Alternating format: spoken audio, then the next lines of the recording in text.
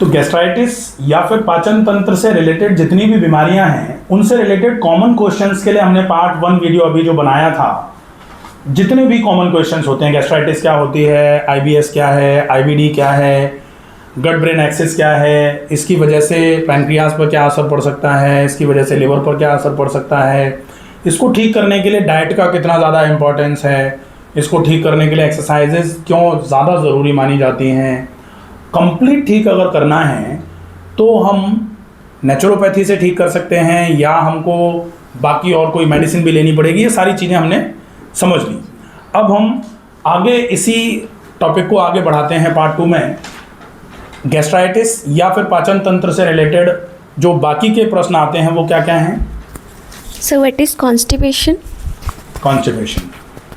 Constipation जैसे हिंदी में constipation को बोला जाता है कोष्ठबद्धता। कब्ज उर्दू में बोला जाता है, ठीक है, कोष्ठबद्धता। कब्ज अगर जैसे उर्दू में बोलते हैं तो कब्ज से अगर हम समझना चाहें तो कब्जा, कब्ज मतलब कब्जा, कब्जा शब्द से ही कब्ज निकाला गया। कब्जा मतलब हम आ गए, अब हम जाएंगे नहीं, अब हमको निकाल के बताओ। ऐसे ही इंटेस्टाइन्स में जब मल इकट्ठा हो जाए तो मल बनना तो आवश्यक है, क्योंकि आयुर्वेद में शरीर की परिभाषा क्या है? दोष धातु मल मूलम ही शरीरम। तो दोष धातु मल मूलम ही शरीरम, तो मल तो शरीर का भाग है, लेकिन मल बनने के बाद वो निकले ही नहीं, या फिर आते हैं इतनी कमज़ोर हो जाएं कि मल को निकाल ही नहीं पा रही हैं, तो ऐसी स्थिति को बोला जाता है कब्ज। कब्ज को अंग्रेजी में कॉन्स्टिपेशन बोलते हैं, लेकिन आयुर्वेद में एक चीज़ और बोली जाती है, सर्वेषां रोगाणाम निदानम कुपितः मलः। मल अगर कुपित होगा तो वो सारे के सारे रोग कराएगा। सर्वेषां रोगाणाम, सारे रोग अगर कुपित होगा तो। कुपित अगर हो रहा है तो आप कुपित होते हुए मल को बाहर निकाल के फेंक दो तो सारे के सारे रोगों का इलाज भी वहीं से निकल के आएगा, ठीक है। और इसीलिए सामान्य लैंग्वेज में पहले बोला जाता था कि कब्ज सब रोगों की जननी है। Constipation is mother of all diseases. अब कब्ज होने के कारण बहुत सारे होते हैं। कब्ज होने का कारण हो सकता है डिहाइड्रेशन हो, पानी की कमी। कब्ज होने का कारण हो सकता है लैक ऑफ फाइबर इनटेक हो। कब्ज होने का कारण एटॉनिक कॉन्स्टिपेशन भी हो सकता है। कब्ज होने का कारण लैक ऑफ फिजिकल एक्टिविटी भी हो सकता है। फिर डाइटरी फाइबर तो आप ले रहे हो, लेकिन खाना किस तरीके से खाया जा रहा है ये भी एक कारण है। आईबीएस में जो कॉन्स्टिपेशन होता है आईबीएस-सी, वो भी एक कब्ज ही है बेसिकली। आईबीएस-सी बड़ी खतरनाक बीमारी है। लोग 30-30, 40-40, 50-50 साल से परेशान रहते हैं और एक बार में पेट साफ नहीं हो पा रहा उनका। चाय पी रहे हैं उसके बाद जाना पड़ रहा है, या चाय नहीं पीते हैं। आईबीएस में जनरली चाय और दूध को बंद कर दिया जाए, ज़्यादा अच्छा माना जाता है। तो कब्ज का ट्रीटमेंट जो है वो कमज़ोर आते हैं समझ करके। जैसे बच्चा जब कमज़ोर होता है तो हम उसको क्या खिलाते हैं? पहले जो छोटा बच्चा होता है वो तो माँ का दूध पीता है, धीरे धीरे करके वो दाल का पानी पीना चालू कर देता है, फिर खिचड़ी का पानी, फिर धीरे धीरे सेरेलैक, फिर ऐसे करके उसको दलिया वलिया खिलाना चालू करते हैं। ऐसे ही अगर आंतें कमज़ोर हैं तो कमज़ोर आंतों का भोजन क्या होना चाहिए? जो जल्दी से जल्दी डाइजेस्ट हो जाए। अब सबसे जल्दी डाइजेस्ट क्या हो सकता है? या तो जूस हो सकता है फलों का, और फलों के जूस के अलावा नारियल पानी हो सकता है। दूसरे नंबर पर थोड़ा जब ये डाइजेस्ट होना चालू हो जाए, इससे ऊर्जा मिलना चालू हो जाए, तो अपन फिर आगे बढ़ा करके फल ले सकते हैं, फिर हम खिचड़ी ले सकते हैं, उबली सब्जी ले सकते हैं। तो इस तरीके से अगर हम डाइटरी चेंजेस करेंगे, साथ में ब्लड सर्कुलेशन आंतों पर बढ़ाने के लिए रेगुलर प्रैक्टिस करेंगे एक्सरसाइजेस की, उससे हमारी ये कॉन्स्टिपेशन 100% क्लियर हो जाएगी। अगर कॉन्स्टिपेशन क्लियर नहीं हुई तो ये मान के चला जाए कि आज ये केवल कब्ज थी, कल ये कई सारी बीमारियों का कारण बन सकती है, ठीक है। और So what is indigestion? Indigestion जो है, इंडाइजेशन मतलब अपच। अपच मतलब खाना नहीं पच रहा है। अब डाइजेस्टिव सिस्टम पूरा का पूरा 4 पिलर्स पे काम कर रहा है। पहला पिलर क्या है? इंजेशन। इंजेशन मतलब खाना खाना, हम खाते जो हैं उस प्रोसेस को इंजेशन बोला जाता है। दूसरा जो होता है वो होता है डाइजेशन। डाइजेशन मतलब हम खाना खा क्यों रहे हैं? जैसे हम गाड़ी में फ्यूल क्यों डलवा रहे हैं? क्योंकि हमको गाड़ी से कहीं एक जगह से दूसरी जगह जाना है। शरीर हमको ईश्वर ने दे दिया दिया कि तुम इस शरीर को गाड़ी की तरह काम में लेना, तुम्हें कहीं कुछ करना है, सब कुछ करो, इस शरीर से ही करो, लेकिन धीरे धीरे करके हमने शरीर का उपयोग बिल्कुल नेग्लिजिबल कर लिया, ठीक है। तो अब भोजन की आवश्यकता इसलिए है क्योंकि हमको काम करना था, अब हम काम तो कर नहीं रहे, तो भोजन की आवश्यकता भी कम हो जाती है, तो वहाँ डाइजेशन खराब होना चालू हो जाता है। सबसे पहले इंजेक्शन, दूसरा डाइजेशन। डाइजेशन के बाद तीसरे नंबर पे आता है एब्जॉर्प्शन, और चौथे नंबर पे आता है एलिमिनेशन, जो कॉन्स्टिपेशन, जिसका लैक ऑफ एलिमिनेशन मतलब कॉन्स्टिपेशन। तो डाइजेशन दूसरे नंबर पर है, अब डाइजेशन खराब हो रहा है, इसका मतलब पहले नंबर की जिम्मेदारी है। भाई पहले नंबर का काम अगर प्रॉपर नहीं होगा तो ही तो दूसरा खराब होगा ना। तो पहले नंबर क्या है? इंजेक्शन। इंजेक्शन मतलब खाना खाना। अब ये खाना खाना 4 भागों में विभाजित कर लो। अगर अपन ने कभी आरोग्य रक्षक पंचतंत्र देखा पढ़ा होगा ना, तो ईट ट्वाइस इन अ डे बोला जाता है, उसमें 5 चीज़ें बताई जाती हैं, फिर what to eat, when to eat, how much to eat and how to eat, ठीक है। तो ये चारों चीज़ों का अगर प्रॉपर तरीके से फोकस करोगे तो इंजेक्शन क्लियर हो जाएगा, और जैसे ही इंजेक्शन क्लियर होगा केवल आपको एक्सरसाइजेज और ऐड कर देनी है, इंडाइजेशन हमेशा के लिए ख़त्म हो जाएगा, कोई दिक्कत नहीं। और ये बहुत शॉर्ट में बहुत क्लियर ट्रीटमेंट है। इंजेक्शन ट्रीट करो, 4 चीज़ें, क्या खाना है, कब खाना है, कितना, कैसे, इसको ठीक कर दो। इसके अलावा एक्सरसाइजेज ऐड कर दो, इंडाइजेशन डायरेक्टली 100% क्लियर हो जाएगा, ठीक है जी। LAX और LES क्या है सर? लेक्स LES, लेक्स LES जैसे पेट की समस्या है, हमने एंडोस्कोपी कराई, एंडोस्कोपी में इंप्रेशन में नीचे लिख के दे दिया जाता है कि लेक्स LES आ रहा है। तो लेक्स LES, लेक्स का मतलब रिलैक्स होना, ढीला हो जाना, LES मतलब लोअर इसोफेजियल स्फिंक्टर। इस LES को कार्डियक स्फिंक्टर के नाम से भी जाना जाता है। तो कार्डियक स्फिंक्टर का लूज हो जाना, ढीला हो जाना, या लैक्स हो जाना LES का, ये दोनों एक ही चीज़ें हैं। ये अगर हो जाती है तो GERD कराती है, खाना ऊपर की तरफ आना चालू हो जाता है, या एसिड ऊपर की तरफ आना चालू हो जाता है, एसिड रिफ्लक्स होता है, जिसकी वजह से यहाँ जलन होना चालू होती है, हार्ट बर्न होना चालू होता है, गला खराब होना चालू हो जाता है। इन सारी चीज़ों को अगर प्रॉपर तरीके से ट्रीट करना है तो सबसे पहले नंबर पर लेक्स LES का रीज़न जो है उसको ख़त्म करना पड़ेगा। और लेक्स LES का रीज़न क्या है? एबनॉर्मल डिस्टेंशन ऑफ स्टमक, पेट का अनावश्यक फूलना। अब अनावश्यक पेट कब फूलेगा? जब पेट में गैस बनेगी। पेट में गैस कब बनेगी? जब इंडाइजेशन होगा। इंडाइजेशन हो रहा है, इसका मतलब गैस्ट्राइटिस भी है। तो अगर गैस्ट्राइटिस है तो लेक्स LES होगा ही। तो गैस्ट्राइटिस को ट्रीट करना, अब केवल एक कंडीशन होती है जिसमें गैस्ट्राइटिस बिल्कुल भी नहीं है लेकिन लेक्स LES है। वो क्या है? जो लोअर इसोफेजियल स्फिंक्टर चूंकि मसल का ही बना हुआ है, उस मसल पर जो नर्व सप्लाई आती है, अगर वो नर्व सप्लाई किसी भी वजह से डैमेज हो रही है तो उसकी वजह से मसल ढीली हो जाएगी, जिसकी वजह से जो प्रॉब्लम जब आएगी, तो अब तो गैस्ट्राइटिस है ही नहीं, अब तो पेट फूल भी नहीं रहा, अब तो कुछ ही दिक्कत नहीं है, लेकिन यही अपने आप ढीला पड़ा हुआ है, तो फिर वहाँ फंडोप्लिकेशन कराया जा सकता है। जो वो कल जो पेशेंट पूछ रहे हैं ना कि कराएं कि नहीं कराएं, तब करा सकते हो जब नर्व इन्वॉल्व है तो, और वो भी कोशिश करो कि एक्सरसाइजेस से ठीक करो। अब कार्डियक स्फिंक्टर की मसल की एक्सरसाइज कैसे करोगे भाई? अब ये तो एक्सरसाइज चलो कर लेते हो, गर्दन की कर लेते हो, पैर की कर लेते हो, कार्डियक मसल की एक्सरसाइज क्या है? तो होती हैं थोरेसिक एक्टिविटीज़ जो हैं वो सारी की सारी कार्डियक स्फिंक्टर को मजबूत करने का काम करते हैं। जैसे बंद जो लगाते हो, उड्यान बंद है, मूल बंद है, या महाबंद जालंधर बंद के साथ जब लगाया जाता है, वो बहुत अच्छी एक्टिविटीज़ हैं। लेकिन ये ध्यान रखना पड़ेगा कि अगर हाइटल हर्निया है या फिर उड्यान बंद लगा रहे हो तो उड्यान बंद ऐसे वाला नहीं लगा सकते आप, क्योंकि ऐसे वाला लगाओगे तो पेट पे प्रेशर पड़ेगा, पेट पे प्रेशर पड़ेगा, ये तो ढीला था ही, खाना और ऊपर की तरफ जाना चालू हो जाएगा, तो प्रॉब्लम रहेगी। तो स्ट्रिक्ट सुपरविजन में कोई ढंग का योगाचार्य हो, उनके सुपरविजन में अगर आप एक्सरसाइजेस करोगे, डेफिनेटली लेक्स LES जो है उसकी मसल को मजबूत कराया जा सकता है बिना किसी सर्जरी के, ठीक है। हाइटल हर्निया क्या है सर? हाइटल हर्निया का मतलब होता है, हर्निया मतलब प्रोट्रूजन, प्रोट्रूजन मतलब अपनी जगह से कहीं दूसरे की जगह में जाना। अब क्या जा रहा है? हाइटस होकर के स्टमक का जो ऊपर वाला हिस्सा है जिसको फंडस ऑफ स्टमक बोला जाता है, वो ऊपर की तरफ ऐसे करके थोरेसिक कैविटी में घुसता है, हाइटस होके, ग्लाइड होके, तो इसको ग्लाइडिंग हर्निया भी बोलते हैं। इसका रीज़न क्या है? यहाँ पेट में बेचारे को जगह नहीं मिल रही, इसलिए वो सीने की तरफ जा रहा है। अब सीने की तरफ क्यों जा रहा है? क्योंकि पेट फूल रहा है। पेट फूल फूल के इस जगह पे जो डायफ्राम समझ रहे हैं ना, ये थोरेसिक कैविटी हो गई, ये एब्डोमिनल कैविटी हो गई, दोनों को डिवाइड करने का काम डायफ्राम करता है। डायफ्राम में 3 ओपनिंग्स होती हैं, एक ओपनिंग जो है वो है इसोफेजियल ओपनिंग।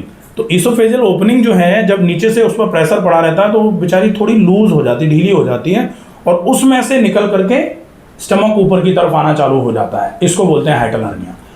इसका ट्रीटमेंट भी सर्जरी बोला जाता है, फंडोप्लिकेशन इसके लिए भी करते हैं, बोलते हैं। लेकिन आप इसके ट्रीटमेंट में भी अगर आप प्रॉपर तरीके से गैस्ट्राइटिस को ठीक किए बिना इसका ट्रीटमेंट करोगे तो डेफिनेटली ये जैसे सीधी बात है कि कोई निकल के बार बार बढ़वा रहा था यहाँ, इसलिए ऊपर की तरफ आ रहा था, लेकिन अब ऊपर जा भी नहीं सकता क्योंकि यहाँ आपने पैक कर दिया, तो बेचारा अंदर ही मरेगा फिर वो। हाँ, तो पेट और ज़्यादा खराब होगा, पेट और ज़्यादा फूलेगा, फिर दर्द कराएगा वो। इसलिए पहले पेट को ठीक कर लो, उसके बाद अगर ऐसा लगता है कि ज़्यादा प्रॉब्लम कर रहा था, हर्निया ज़्यादा हो गया था, तो आप सर्जरी करा सकते हो। अदरवाइज सर्जरी नहीं करानी चाहिए, अपने को किसी को सजेस्ट नहीं करना है कि सर्जरी करानी है। ठीक है।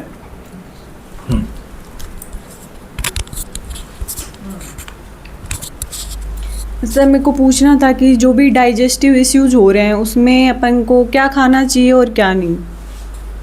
डाइजेस्टिव इश्यूज में डाइट जो है वो, जैसे अपन शुरू से बता रहे हैं कि डाइट सबसे ज़्यादा इम्पॉर्टेंट रोल प्ले करती है अगर डाइजेशन की खराबी है।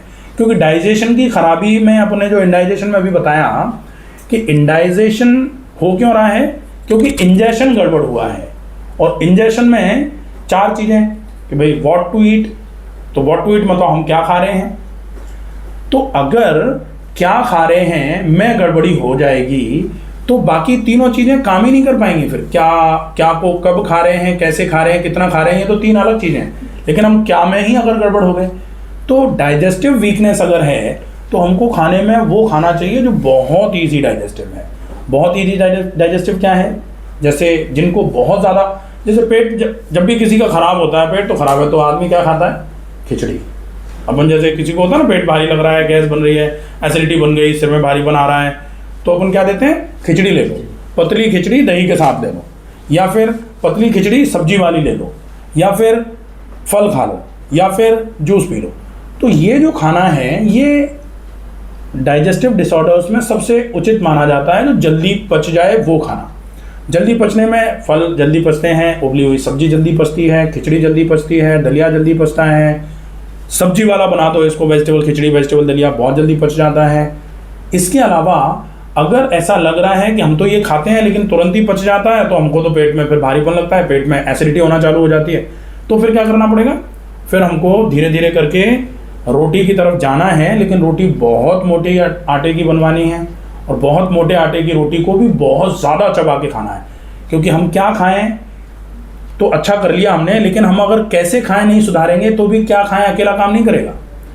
केवल जो डाइट थेरेपी बना के दे देते हैं, डाइट जो रूटीन बना के दे देते हैं, अगर डाइट केवल सुधार दी लेकिन हमने उसका टाइम नहीं सुधारा, हमने उसकी क्वांटिटी नहीं बताई, हमने उसको कैसे खाना है ये नहीं बताया, तो फिर अकेली डाइट काम करेगी भी नहीं।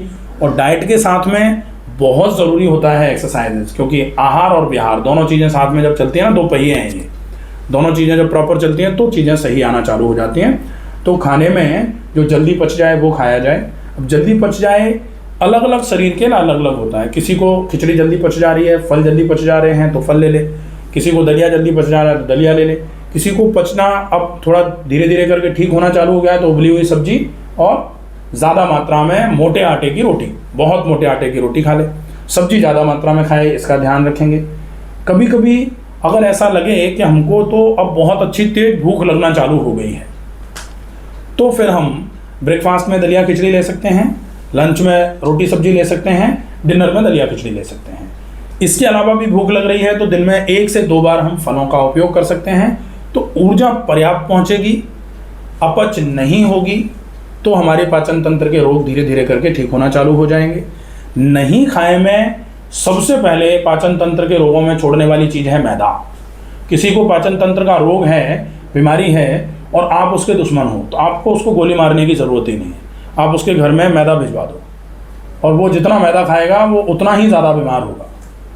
तो मैदा बहुत ज़्यादा फर्मेंटेशन कराती है, डाइजेशन होने ही नहीं देती। पेट में डाल दी, पेट में पचेगा ही नहीं कुछ भी। अब मैदा क्या है? मैदा बिस्किट मैदा है, कचौड़ी मैदे से बनती है, समोसा मैदे से बनता है, नूडल्स ये वो जितना भी आजकल चल रहा है वो सारा। दूसरे नंबर पे मसाले, तीसरे नंबर पर बहुत ज़्यादा मात्रा में फैटी चीज़ें, ज़्यादा चिकनाई, क्योंकि ये चीज़ें जितनी ज़्यादा खाई जाएंगी उतना ही ज़्यादा पाचन तंत्र पर लोड पड़ेगा। पाचन तंत्र कमज़ोर है तो धीरे धीरे करके और कमज़ोरी उसकी बढ़ती चली जाएगी। तो नहीं खाए में, एक चीज़ नहीं खाए में और आती है, वो है स्ट्रेस के साथ में। अगर आप खाना खा रहे हो तो वो खाना आपके लिए नहीं खाए वाले में ही कंडीशन में चला जाएगा। आप अच्छा खाना खा रहे हो लेकिन तनाव में खा रहे हो, इसीलिए अपने यहाँ शुरू से बोला जाता है कि तनाव में, गुस्से में, शोक की अवस्था में भोजन नहीं करना चाहिए। जैसे पुराने लोगों के यहाँ, जैसे गांव में जब किसी के यहाँ कोई एक्सपायर हो जाता था तो उनके यहाँ खाना बनता नहीं था, लेकिन अब चलन चालू कर दिया कि अब तो बनेगा भी, खाएंगे भी। पहले लोग खाते ही नहीं थे 2-3 दिन तक, क्योंकि शोक तो सबको रहता था, घर का कोई गया तो शोक तो रहता है। शोक है तो शोक की अवस्था में भोजन कर रहे हैं तो वो शरीर में विकृति पैदा करेगा। फिर धीरे धीरे करके लोगों ने कहा कि चलो आप बना के मत खाओ लेकिन खा लो, बना के हम दे जाएंगे। तो बनाने वाले तो दूसरे हैं लेकिन खाने वाले तो हम ही। तो सामान्य तौर पर तनाव की अवस्था में अगर भोजन किया जा रहा है या तनाव की अवस्था में भोजन बनाया जा रहा है, क्योंकि अपन तो योग वाले लोग हैं, तो ये भी तो देखा जाता है कि तनाव में अगर कोई बर्तन फेंकते हुए, दांत किटकिटाते हुए, गुस्सा करते हुए खाना कोई बनाए और फिर उस खाने को आप किसी को खिलाओ तो उसको भी गुस्सा आना चालू हो जाएगा। और ये बिल्कुल क्लियर है, ठीक है। सर मेरा क्वेश्चन है कि जैसे बेसिकली हेमोरॉइड्स क्या होते हैं, जिसको हम बेसिकली बोलते हैं पाइल्स बोल देते हैं। हाँ, क्या ये रीजनरेटिव होती है? अगर रीजनरेटिव होती है तो क्यों होती है? हेमोरॉइड्स जो हैं वो बेसिकली पाइल्स का ही बड़ा रूप है। जी सर। हाँ, जैसे पाइल्स का मतलब बेसिकली डिजीज़ नहीं है, पाइल्स एक आउटकम है, एक दूसरा सिम्टम है जो किसी वजह से आ रहा है, और वो वजह है कॉन्स्टिपेशन, जी सर। वो वजह है इंडाइजेशन, वो वजह है हाइपर एसिडिटी, और वो वजह जिसको अजीर्ण बोलते हैं ना, कॉन्स्टिपेशन और इंडाइजेशन का कॉम्बिनेशन। जी सर।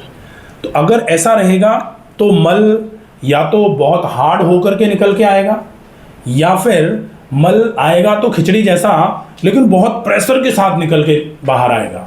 तो वो प्रेशर या हार्ड स्टूल का प्रेशर आपके एनल कैनाल पर रगड़ते हुए नीचे की तरफ उतरेगा, तो रेक्टम या रेक्टम के प्रॉक्सिमल पार्ट पर ऊपर की तरफ, अंदर की तरफ, अगर खून की नलियों में खून जमा हो जाएगा और खून की नलियां फूल जाएंगी, जिनको मस्सा बोला जाता है, तो अंदर की तरफ होगा। इसके लिए इसको बोलेंगे इंटरनल हेमोरॉयड या इंटरनल पाइल्स।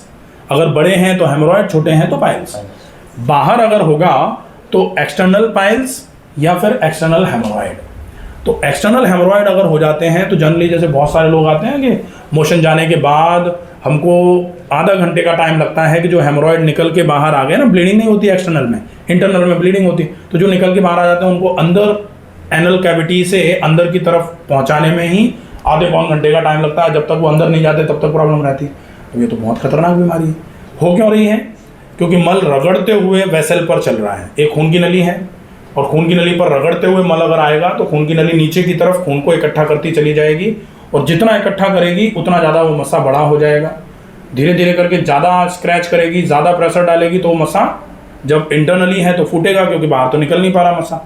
फूटेगा तो उसमें से ब्लड निकलेगा, क्योंकि ब्लड वैसल ही तो है, खून की तो नली है, वो निकल के ब्लड बाहर आएगा तो फिर उसको ब्लीडिंग पाइल्स या ब्लीडिंग हेमोरॉइड्स बोला जाएगा।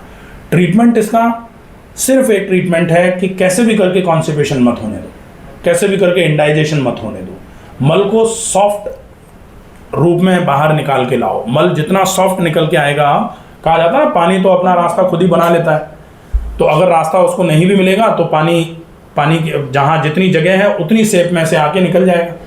लेकिन अगर मान लो इसको पास कराना है तो ये तो पास नहीं होगा कहीं से भी, अगर मान लो इतनी जगह नहीं मिल पा रही इसको तो। लेकिन यही मान लो आटे की लुगदी होती, वो भी गीली होती, तो वो बिल्कुल पतली इस तरीके का होकर निकल के बाहर आ जाता। ठीक है, तो स्टूल का टेक्सचर सॉफ्ट करवा दो, कॉन्स्टिपेशन बिल्कुल ख़त्म करवा दो, इंडाइजेशन को ख़त्म करवा दो, पाइल्स 100% ख़त्म हो जाते हैं। सर ये रीजनरेटिव होती है क्या? बार बार हो जाता है? अगर एक बार ख़त्म कर, जैसे पाइल्स का ऑपरेशन करवाया अपने, करा के लेटे हुए हैं, तो अब इन्होंने 2 बार 3 बार कराया हुआ है, तीसरी बार कराया है ये, अब तीसरी बार कराया है इसका मतलब तो रिजनरेट वो तो दोबारा आ ही रहा है बार बार। जी सर। बार बार करके आ रहा है। अब बार बार करके क्यों आ रहा है? क्योंकि कॉज खत्म नहीं किया। जी सर। कॉज क्या था? इंडाइजेशन, कॉज था एसिडिटी, कॉज था कॉन्स्टिपेशन। उसको ख़त्म नहीं करेंगे तो पाइल्स को कितनी बार भी कटवाते रहो। जैसे सिंपली अपन अगर जैसे पेड़ को अगर ख़त्म करना है तो जड़ से उखाड़ के बाहर कर देते हो तो दोबारा नहीं उगता। लेकिन पेड़ को आप जितना जो अपन ने मशीन मंगाई है और छांट रहे हैं पेड़ों को, तो आज छांटेंगे, परसों फिर आएंगे, फिर अपन छांट देंगे, क्योंकि वो तो अपन शेप में रखना है उनको। जी सर। लेकिन बीमारी के रूप में ऐसा नहीं कर सकते कि आप आज बीमारी का सिम्टम आ गया फिर छांट दो, ऊपर से 15 दिन बाद फिर आ जाए तो फिर ऊपर से छांट दो। कितनी बार छांटोगे आप? तो कारण को ख़त्म कर दो, फिर ये ख़त्म हो जाएगी। और कारण मतलब कॉन्स्टिपेशन। उसको ख़त्म करने के लिए कॉन्स्टिपेशन रिलीवर्स का यूज़ किया जा सकता है। जब तक कॉन्स्टिपेशन रिलीवर्स यूज़ में लिए जा रहे हैं तब तक आप अपनी लाइफस्टाइल को भी ठीक कर लो। लाइफस्टाइल जितनी ठीक कर लोगे परमानेंटली ये समस्या धीरे धीरे करके ख़त्म होना चालू हो जाएगी। जी सर। ठीक है सर, गट हीलिंग का मतलब स्किन हेल्थ से और क्या नाम है, हाँ। ब्रेन हेल्थ से क्या रिलेशन है? गट स्किन, जैसे गट ब्रेन एक्सेस था वैसे ही गट स्किन एक्सेस भी है। तो गट स्किन एक्सेस क्या है? आयुर्वेद में ये कहा जाता है कि त्वचा की बीमारियां पेट की खराबी की वजह से आती है। जी सर। ये कहा जाता है। और ये भी कहा जाता है जैसा खाएं अन्न वैसा हो मन। और मन बाद में खराब होगा, पहले तो तन खराब होगा, और तन खराब होगा तो त्वचा क्या हो, तो सारे अंग खराब होंगे, सारे सिस्टम खराब होंगे। तो अगर हम आंतों को ठीक नहीं कर पाए तो आंतों की खराबी बाल से लेकर के एड़ी में प्रॉब्लम कराने तक के लिए जिम्मेदार मानी जाएगी। जी सर। त्वचा की समस्याएं जितनी भी हैं, जितने भी ब्लड प्योरीफायर्स दिए जाते हैं वो सारे के सारे गट क्लीनिंग वाले ही होते हैं। ब्लड प्योरीफायर का मतलब जो आप भाई आयुर्वेद में एक चीज़ कही जाती है ना कि आहार शुद्ध हो आंत्र शुद्धि। आहार अच्छा कर दो तो आंतें साफ होती हैं। आंत्र शुद्ध हो रक्त शुद्धि। आंतें ठीक होंगी तो खून साफ होगा। रक्त शुद्ध हो शरीर शुद्धि। रक्त साफ हो जाएगा तो शरीर ठीक हो जाएगा। तो अगर त्वचा ठीक करनी है तो आंतों को ठीक करना ज़रूरी है, और आंतों को ठीक करना है तो आहार को ठीक करना ज़्यादा आवश्यक है। तो आंतों को ठीक करने के लिए आहार को ठीक करो, रेगुलर एक्सरसाइजेस करो, आंतें बिल्कुल ठीक होना चालू हो जाएंगी। और आंतें ठीक होना चालू हो जाएंगी तो फिर त्वचा में भी, जैसे बहुत सारे लोग ऐसे आते हैं ना कि त्वचा के रोगों को लेके आते हैं, इलाज नहीं हो पा रहा उनका, तो आप आंतें ठीक करा दो, उसके बाद उनका इलाज कराओ, देखो कितनी जल्दी आराम हो जाता है। अपने पास वो जो एलर्जी के पेशेंट थे जिनको अपन ने 21 दिन 11 दिन केवल पानी और 11 दिन फिर नारियल पानी पर रखा। हाँ बिल्कुल। तो उनको अब वो बिल्कुल क्लियर है। यहाँ से लगभग 80% 85% स्किन एलर्जी खत्म हो गई थी। जी सर। घर जाने के बाद अब वो बिल्कुल क्लियर है। ठीक है। तो आंतों की धुलाई सफाई इसलिए सबसे ज़्यादा काम करती है। ठीक है। ठीक है सर। हो गया सारा? जी सर। लगभग पाचन तंत्र से संबंधित जितनी भी समस्याएं होती हैं, इन सारी समस्याओं से रिलेटेड जितने भी प्रश्न हो सकते हैं उन सब के उत्तर लगभग हो चुके हैं। फिर भी अगर कुछ बचता है, अगर आपको ऐसा लग रहा है कोई प्रश्न रह रहा है, तो आप कमेंट बॉक्स में लिख के पूछ सकते हैं। आपको उसका भी जवाब आइदर कमेंट बॉक्स में ही दिया जाएगा या फिर उनसे रिलेटेड एक वीडियो बना करके अपलोड कर दी जाएगी। धन्यवाद।